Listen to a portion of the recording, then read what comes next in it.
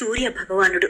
సూర్యుడు లేని ఈ జగత్తును అస్సలు ఊహించలేం. విశ్వం ఆయన చుట్టూ, సూర్యుడు చుట్టూ తిరుగుతోంది. హిందూ సంప్రదాయంలో అత్యున్నతమైనదిగా చెప్పుకునే పంచాంగానికి ఆద్యుడు. సూర్యుడు చుట్టూ భూ పరిభ్రమణం ఆధారంగానే రోజులు, వారాలు, తిథులు ఏర్పడ్డాయి.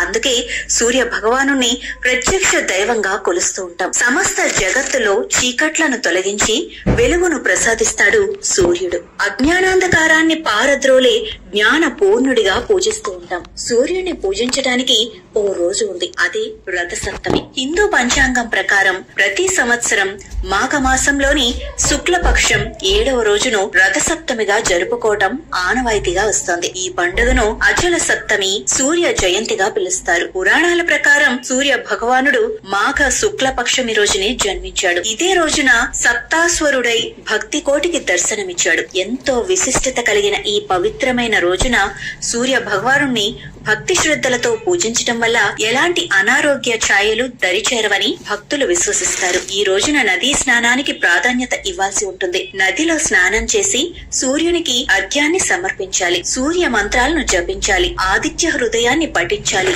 రథసప్తమి నాడు సూర్యోదయానికి ముందే నిద్ర లేవాలి. తలస్నానం చేయాలి. జిల్లేడాకులను వేసిన నీటిలో స్నానం చేయటం ఉత్తమమని పండితులు చెబుతూ ఉంటారు. అనంతరం సూర్యరశ్మి పడే చోట కొంత భాగాన్ని ఎర్రమట్టితో పోయాలి. దానిపై రథం ముక్కును వేయాలి. దానికి గంధం, కుంకుమ పెట్టి ఎర్రని పువ్వులతో అలంకరించాలి. బియ్యంతో చేసిన పొంగల్ని నైవేద్యంగా సమర్పించి పూజలు చేయాలి. తులసి చెట్టుకు ప్రత్యేక పూజలు చేయాలి. ఆదిత్య హృదయాన్ని పఠించాలి. వ్యాస మహర్షి విరచితం ఇది. శ్రీరామచంద్రుడు సైతం రావణాసురుడితో యుద్ధం చేయటానికి ముందు ఆదిత్య హృదయాన్ని పఠించాడని పురాణాలు చెబుతున్నాయి. ఆదిత్య హృదయాన్ని రోజు పఠించటం వల్ల అపజయం ఉండదని పెద్దలు చెబుతూ ఉంటారు. కలియుగ వైకుంఠంలా అలరారుతున్న తిరుమల శ్రీవారి సన్నిధిలోనూ రథసప్తమి పండుగను వైభవంగా నిర్వహిస్తారు. రథసప్తమి నాడు తిరుమల, తిరుచానూరు ఆలయాల్లో ప్రత్యేకంగా ఉత్సవాలను నిర్వహిస్తారు. రథసప్తమి మలయప్ప స్వామి వారి మూర్తిని శ్రీదేవి, భూదేవి సమేతంగా తిరుమలలోని తిరువీధుల్లో ఊరేగిస్తారు.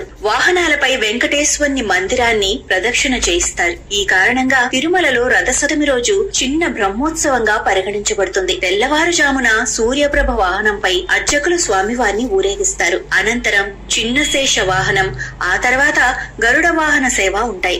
మధ్యాహ్నం నుంచి హనుమంత వాహన సేవ నిర్వహిస్తారు తిరుమల తిరుపతి దేవస్థానం అర్చకులు. సాయంత్రం కల్పవృక్షంపై భక్తులకు ఆ శ్రీనివాసుడు దర్శనమిస్తాడు. సర్వ భూపాల వాహనం రాత్రి చంద్రప్రభపై శ్రీవారు ఊరేగుతారు. చంద్రప్రభ వాహనం ఊరేగింపుతో రథసప్తమి వేడుకలు ముగుస్తాయి.